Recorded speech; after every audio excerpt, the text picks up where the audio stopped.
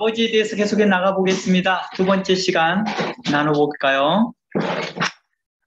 하나님을 아버지라 부를 수 있는 자는 누구일까요? 당연히 하나님의 자녀들이겠죠. 당연히 하나님의 자녀들이겠죠. 성경은 예수 그리스도를 믿는 자들에게 대하여 이렇게 말합니다. 하나님을 아버지라 부를 수 있는 권세를 주었다라고 말합니다.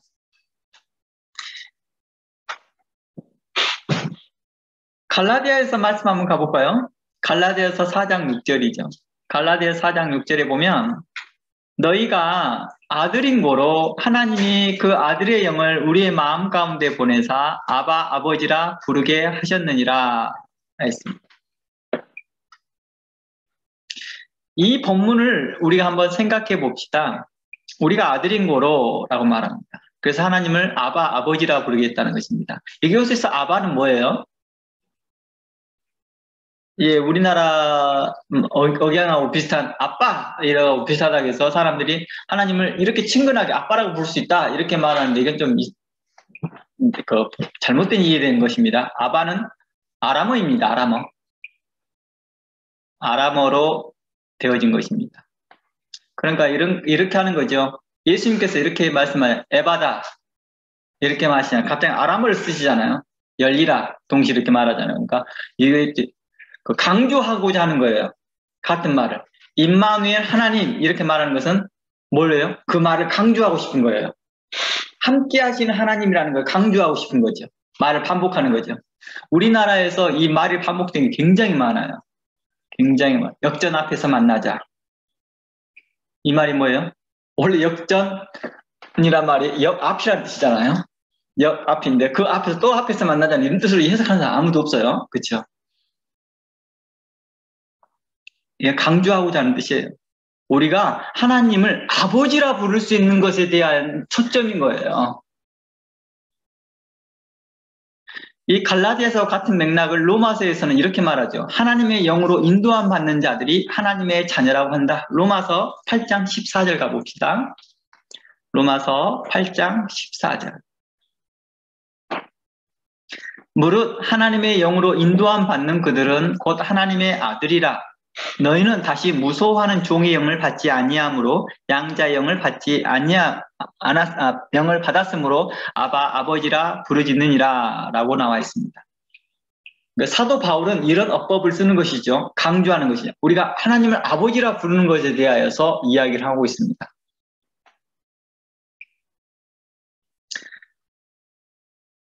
그러면 제가 이 질문을 해볼게요. 유대인들도 하나님을 아버지라 불렀잖아요. 그렇죠? 기독교인들도 하나님을 아버지라 부릅니다.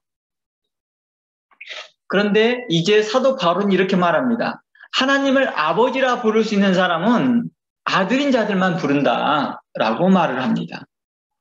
그리고 로마서에서는 하나님의 영으로 인도함 받는 자들이 그렇게 부른다라고 말합니다. 그러면 여기에서 우리가 좀 문제를 인식할 수 있겠죠. 똑같이 하나님을 아버지라 부를 수 있구나 누구라도 라는 걸 표면적으로 할 수 있구나는 걸 알게 돼요. 누구라도 표면적으로 하나님을 아버지라 부를 수 있구나. 하나님의 영이 아니고도 그리스도의 영이 아니고도 충분히 아들의 영이 아니고도 충분히 하나님을 아버지라 부를 수 있구나. 그러니까 갈라디아서의 기준에서는 아들의 영이고 그렇죠? 그리고 로마서의 기준에서는 하나님의 영으로 이야기되어 있죠. 아니고도 충분히 하나님을 아버지라 부를 수 있구나라는 것을 인식할 수 있습니다. 그러니까 이렇게 말할 수 있습니다. 즉 누구라도 하나님을 아버지라 부를 수 있다 할지라도 하나님의 영으로 인도함 받는 자들만이 하나님께서 인정한다는 것이죠. 아들의 영으로 인도함 받는 자들만이 인정하겠다는 것이죠. 만약 그렇지 아니하면 인정하지 않겠다는 뜻이 되는 거죠. 오늘 제가 이 부분에서 시간을 다 나누지 못해서 다음 주가 되겠지만은요, 이 내용이 심각하게끔 들어가게 됩니다. 성경에서 이 문제를 아주 깊이 예수님께서 정말 심각하게 다루는 내용이 나오죠. 요한복음 8장에서요. 너희 아비는 마귀다 이렇게 말해버려요. 유대인들에게요. 너희 아비는 마귀야 이렇게 말하고 있어요. 아닌데요? 우리 아버지는 하나님이신데요? 이렇게 부르네. 아니야, 너희 아버지는 마귀야. 이렇게 말하고 있다. 이 부분에 대해서는 다음 주에 제가 좀 더 나누겠습니다. 그러니까 자신이 예수님을 믿는다고 고백하였다 할지라도 실질적으로 하나님의 영으로 인도함 받는 삶이 없다 한다면 그가 부르는 아버지는 하나님께서 인정하지 않는다는 뜻이 돼요. 제가 하는 말이 이해되겠죠? 자신이 그리스도인이라고 고백합니다. 그런데 아들의 영으로 인도함 받지 못하고 하나님의 영으로 인도함 받지 못해요. 이 말을 갈라디아서의 기준에서 또 다른 갈라디아 5장으로 얘기한다면 성령을 따라 행하지 않고 있다는 거예요. 성령을 따라 살지 않는다 이 말이에요. 성령을 따라 행하지 않으면서 하나님 아버지라고 부른다고 해서 그걸 인정되느냐? 노라고 대답하고 있다는 것입니다. 이러한 관점이 예수님의 비유에서 나오잖아요. 마태복음 7장. 이러한 관점에서 마태복음 7장 22절에 보면 이러한 말이 나오죠. 그날에 많은 사람이 나더러 이르되 주여 주여 우리가 주의 이름으로 선지자 노릇하며 주의 이름으로 귀신을 쫓아내며 주의 이름으로 많은 권능을 행하지 아니하였나이까 라고 말합니다. 이곳에서 보면 주의 이름이라고 말하는 것은 이렇게 다르게 이해하기 좋게 하는 거예요. 하나님의 이름으로 부르면서 했다는 거예요. 하나님의 이름을 부르면서 예수님의 이름을 부르면서 했다는 거예요. 그렇게 하면서 선지자 노릇도 했다는 거예요. 선지자 노릇이라는 말은 무슨 뜻이에요? 말씀을 가르쳤던 일이겠죠. 말씀을 증거하고 가르치고 선포하고 이런 일들을 행했던 사람들이겠죠. 또 귀신을 쫓아냈대요. 이런 능력을 행한 사람이잖아요. 그 선지자의 자격 요건 중에서 검증의 조건 중에서 이 능력이 나타나야 돼요. 선지자라고 할 때 이런 능력이 나타나요. 그러니까 세례 요한에 대하여서 선지자라고 말하죠. 이것이 굉장한 거예요. 그에게 세례 요한은 어떤 능력도 나타내 보이지 않았는데 사람들이 세례 요한을 선지자로 인정합니다. 그만큼 그가 가르치는 메시지가 강력했다는 거예요. 특별했다는 거예요. 주의 이름으로 많은 권능을 행하지 않았습니까? 그런데 23절 내가 그들에게 밝히 말하되 내가 너희를 도무지 알지 못하나니 불법을 행하는 자들아 내게서 떠나가라 라고 말합니다. 도무지 모르겠대요. 인정하지 않고 있다는 것입니다. 이런 관점이 마태복음 25장에도 나오죠.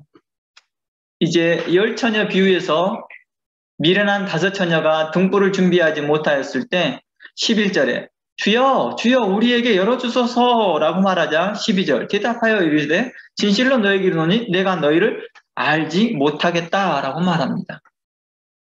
그러니까 아버지여 아버지야 불렀는데 그 아버지는 대답하지 않습니다. 응답하지 않습니다.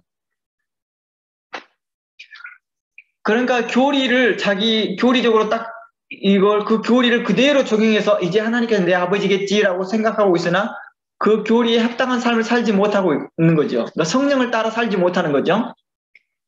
그랬을 때 하나님께서 인정해 주시냐라고 했을 때 노라고 대답하더라는 거예요. 도리어 불법을 행했대요. 그 불법을 우리는 뭘로 말합니까? 그동안에 우리가 나눴던 내용들로서는 지금 현재 주기도문을 해나갔던 내용에서는 이 불법은 서로 사랑하지 않는 것입니다. 서로 사랑하지 않고 있는 것을 불법이라고 그래요. 서로 긍휼히 여기지 아니하고 인자하게 대하지 아니하고 이런 것을 불법을 행하는 자들이라고 표현합니다. 또 이 불법이라는 개념이 더 다른 데에도 더 적용이 되겠지만은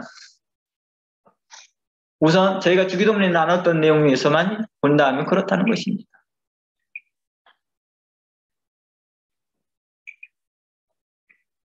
안식일에 선을 행하는 게 마땅하지 아니하냐?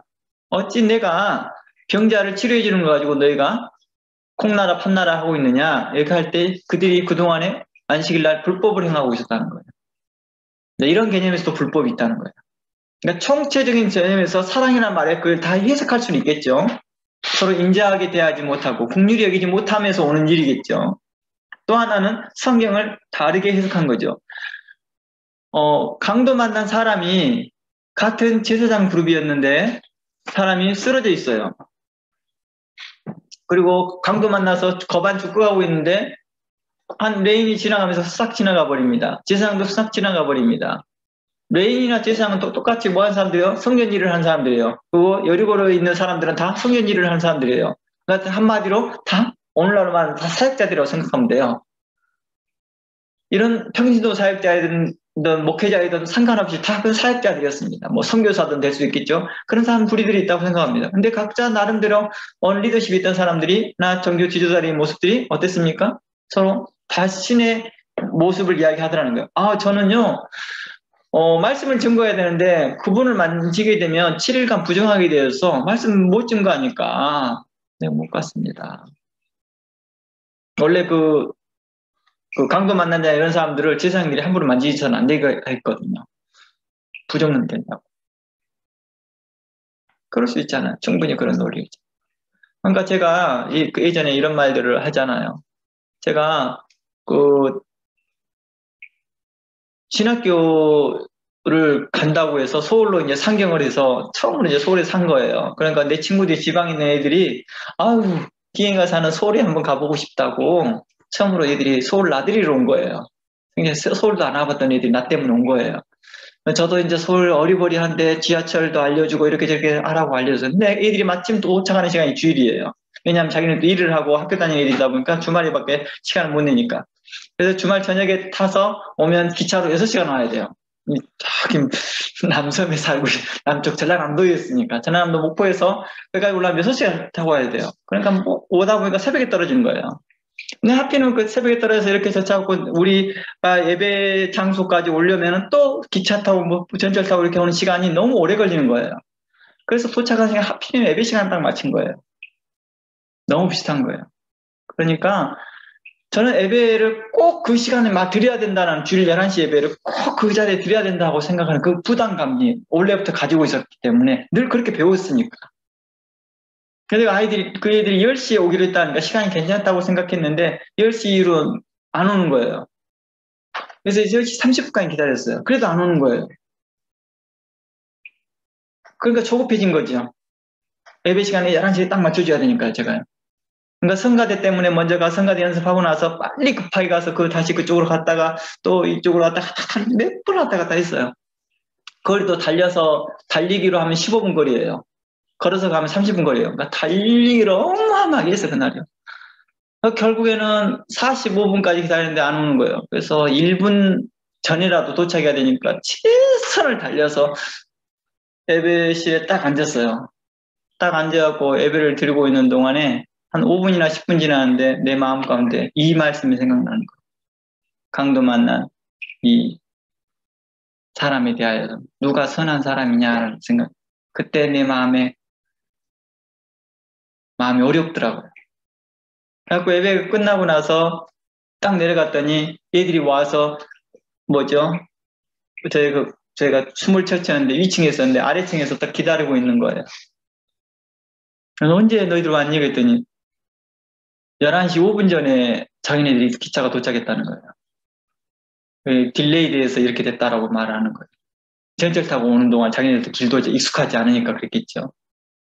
5분 전에 도착했대. 내가 차라리 11시까지 기다렸다가 그 애들을 데리고 한 10분, 15분 늦더라도 그 예배 함께 참석했었으면 어땠을까. 이런 생각인 거죠. 그들 친구 중에서 예수를 안 믿는 친구들도 있었으니까. 그런 생각이 드는 거죠. 너무 자신의 규칙에 그것이 하나님을 경외하는 법이라고 생각하고 그것이 하나님을 사랑하는 것이라고 착각하고 있으니까. 근데 하나님은 그것을 보고 내가 주의 이름으로 내가 이렇게 열심히 왔다 갔다 뛰어다니고 내 시간까지 잘 마쳤습니다 라고 자랑스럽게 말할 수 있고 내가 이렇게 할 수 있었던 것도 내 체력이 좋아서 있고 내가 달리기를 엄청 잘하고 하나님의 은혜로 하나님께서 나로 달리게 할 수 있도록 그런 형편을 허락해서 있겠죠. 하나님의 다 은혜입니다. 내가 이렇게 할 수 있겠죠. 근데 하나님 그걸 보고 하나도 안 기뻐하더라는 거예요. 나는 너에게 자비를 원하고 인애를 원하고 제사보다 내가 서로 사랑하는 것을 원한다. 내가 좀 더 그 애들에 대해서 더 뭐랄까요? 더 다른 마음을, 깊은 마음을 가졌다 한다면 내가 하나님에 대하여서 하나님의 뜻을 좀 더 바르게 이해할 수 있었을 걸 이런 생각은 들었습니다. 누가복음 16장 한번 가보겠습니다. 누가복음 16장 22절.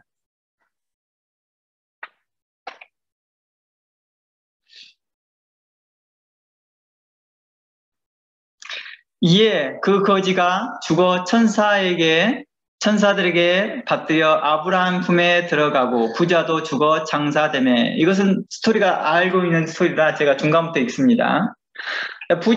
부자와 거지가 죽었습니다. 거지의 이름은 그 유명한 나사로입니다. 부자의 이름은 유명하지 않아서 안 나왔습니다. 근데 부자와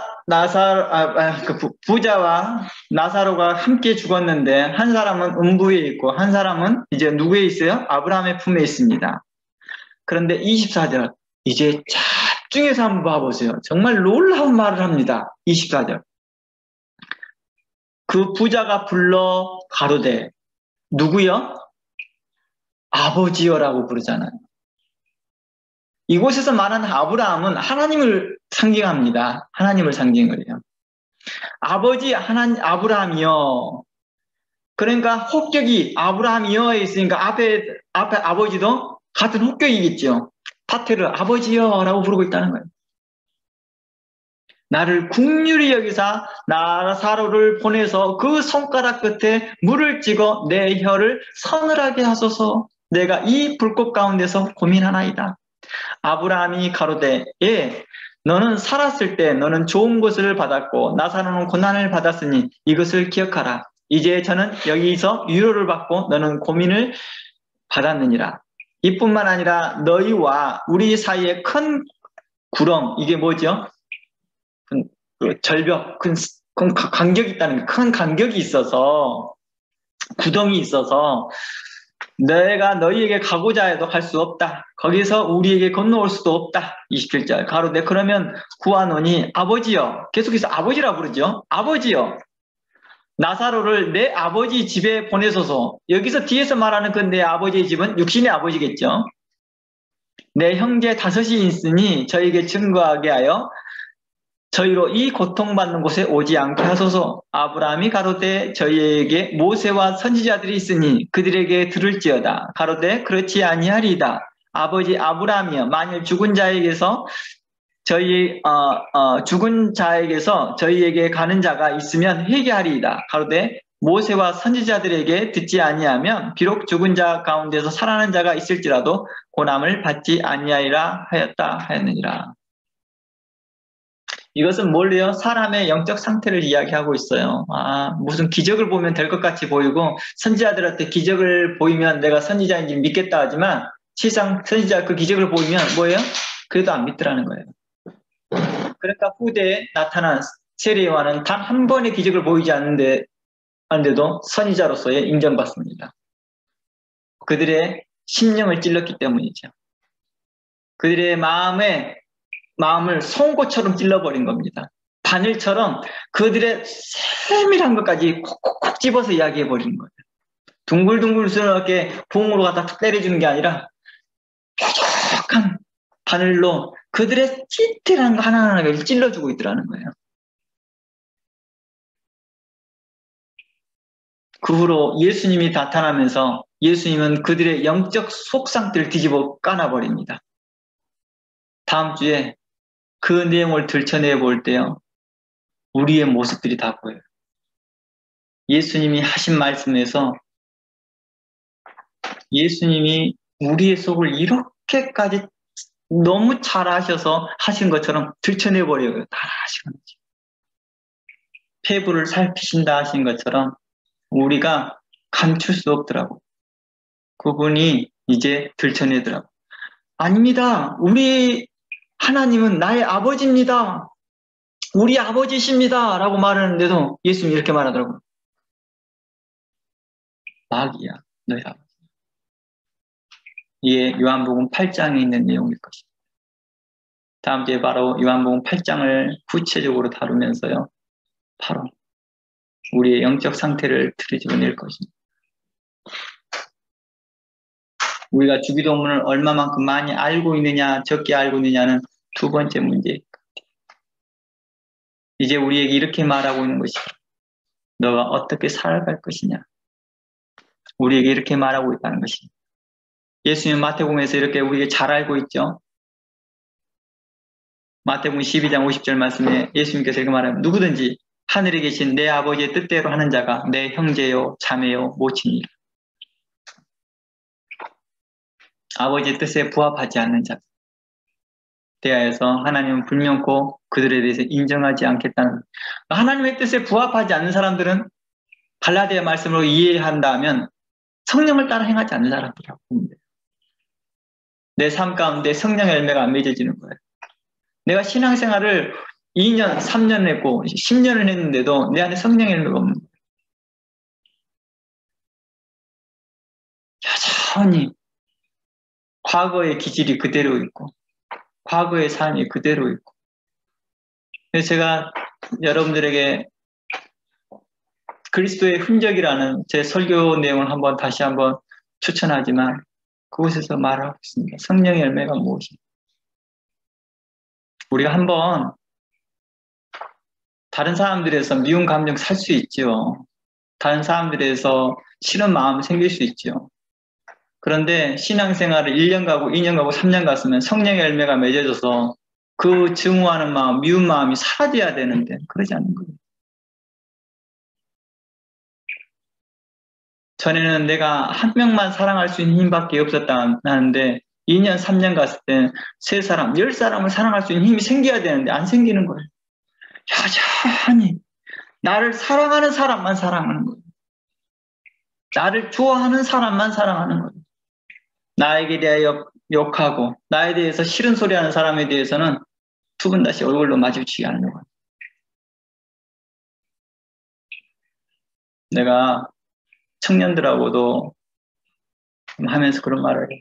여러분들 성경 토론을 하면서 서로 얼굴 붉혀질 수 있습니다. 그러나 그걸로 끝내야 됩니다. 그 다음 날에 또다시 우리는 화해의 말을 할 수 있어야 됩니다. 목회자들에게도 그런 말을 합니다. 우리가 가끔씩 의견 충돌이 일어날 수 있고 마음에 상할 수도 있습니다. 그러나 우리는 다른 성도들과 달리 더 빨리 회복해야 됩니다. 빨리 성령의 열매를 맺기를 바라고 그리스도의 말씀을 따라 우리가 서로 용납하려고 하고 용서하려고 하고 이해하려고 하는 마음을 가져야 될 것입니다. 무엇이 맞느냐 틀리냐에 대해서 너무 집착하지 말고 긍휼한 마음이 먼저일 것입니다. 하나님께서는 우리를 보실 때 그러시더라는 거예요. 너의 행위로 말미암아 구원 얻지 않았다는 걸 말하고 있습니다. 에베소서 2장 가보고 우리는 마무리하고자 합니다. 에베소서 2장 1절입니다. 너희의 허물과 죄로 죽었던 너희를 살리셨도다. 그때 너희가 그 가운데 행하며 세상의 풍속을 쫓고 공중곤지잡을 달았더니 4절 긍휼에 풍성하신 하나님이 우리를 사랑하신 그 큰 사랑을 위하여 허물로 죽은 우리를 그리스도와 함께 살리셨고 너희가 은혜로 구원을 얻은 것이라. 또 함께 일으키사 그리스도 안에서 함께 하늘에 앉히셨다. 우리의 현 주소가 이제 하나님을 하늘에 계신 우리 아버지여 부르는 우리가 하늘에서 지금 현재 부르고 있더라는 거예요. 이런 은혜, 이런 놀라운 은총, 그것이 누구로 말미암았느냐 했더니 8절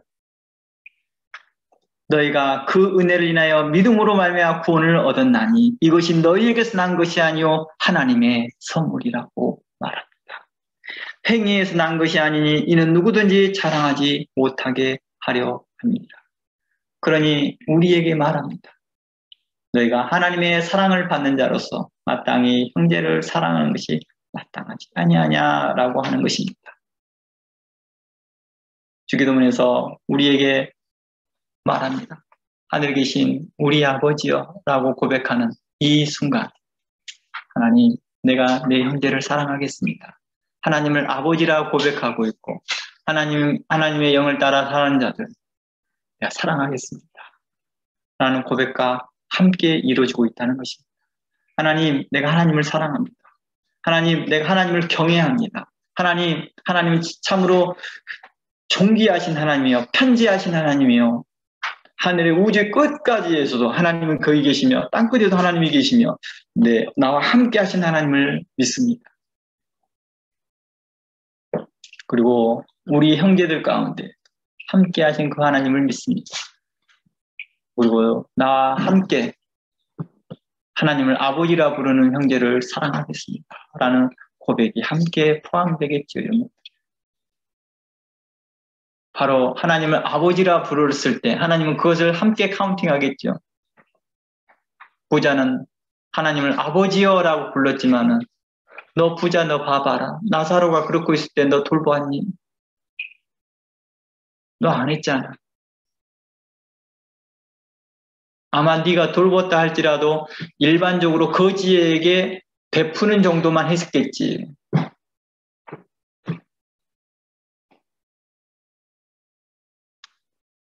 마치 너가 그랬잖아. 쓰고 남은 돈이 있으면 헌금하고 바쁘고 일하다가 남은 시간 있으면 그 시간에 예배드리고 말씀 받잖아. 너 꼭 그런 식이잖아. 너 그런 식으로 나사로에게 똑같이 그렇게 했잖아. 이게 불법이야 라고 말해줬던 것이죠. 그러니 너는 그곳에서 고민하고 있어라. 나사로는 내 품 안에서 위로를 받고 있다. 도리어 나사로가 속으로 부르짖지 못하고 있고 콩콩 잠잠히 성전에서 마치 죄인처럼 기도하고 있는 세리처럼 차마 고개도 못 들고 있는 그에게 하나님께서 내가 너의 신음소리를 들었다. 내가 고통하는 소리를 들었다. 하며 그를 품에 안아주시는 모습과 같을 것입니다. 하나님께서는 우리가 서로 사랑하는 일에 서로 힘쓰기를 원하시고 계신다는 것입니다. 하나님이여, 존귀하신 하나님이여, 위대하신 하나님이여 라고 자신의 성호를 높이는 그런 사람보다 물론 그렇게 해야겠지요. 서로 사랑하는 일에 더 힘쓰는 자를 하나님께서는 찾아보고 계시더라는 거예요. 그것이 바로 누구의 이름을 높이는 거라고요? 하나님의 이름을 높이는 거라고 했어요. 그것을 요한 1서에서 너희가 서로 사랑할 때 하나님이 함께 할 것이며 우리가 서로 사랑할 때 하나님의 영광이 드러난다고 하였습니다. 하나님의 이름이 다른 사람들에게 알려진다라고. 그래서 많은 사람들이 우리가 서로 사랑하는 걸 보고 하나님을 찬양할 것이다. 우리가 바로 그러한 것들을 인식하면서 우리가 현재로서는 사랑하는 힘이 부족하다 할지라도 이러한 생각을 계속 가지면서 노력하고 수고하며 하나님의 그 길을 걸어가듯이 마음을 품고 사도들이 걸어갔던 그 길을 생각하며 걸어가기를 주의 이름으로 축원합니다. 믿음의 선배들을 본받아서 의롭고 정직하고 선한 마음으로 하나님께 나아가기를 원합니다. 우리 함께 기도합니다. 하나님 고맙습니다. 우리를 살피신 하나님께 감사합니다. 우리를 돌보신 하나님께 감사합니다. 우리와 함께 하신 하나님께 감사합니다. 우리에게 사랑할 수 있는 힘을 주시옵시고 사랑할 수 있는 용기를 주신 하나님께 감사합니다.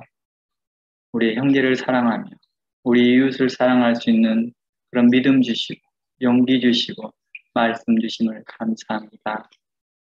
또한 이를 행할 수 있도록 성령이 함께하여 주시옵시고 성령으로 우리를 감동시켜 주시고 위로 마땅히 행할 수 있도록 또한 하나님께서 동행하여 주심을 감사합니다. 우리의 힘이 되시고 능력이 되시고 우리의 구원이 되신 하나님께 감사드리며 예수 그리스도의 이름으로 기도합니다. 아멘. 하늘에 계신 우리 아버지여 이름이 거룩히 여김을 받으시오며 나라의 마음이시며 뜻이 하늘에서 이루어진 것 땅에서도 이루어지이다. 오늘날 우리에게 일용할 양식을 주옵시고 우리가 우리에게 죄 지은 자를 사하여 준 것 같이 우리 죄를 사하여 주옵시고 우리를 시험에 들게 하지 마옵시고 다만 악에서 구하옵소서. 되게 나라와 권세와 영광이 아버지께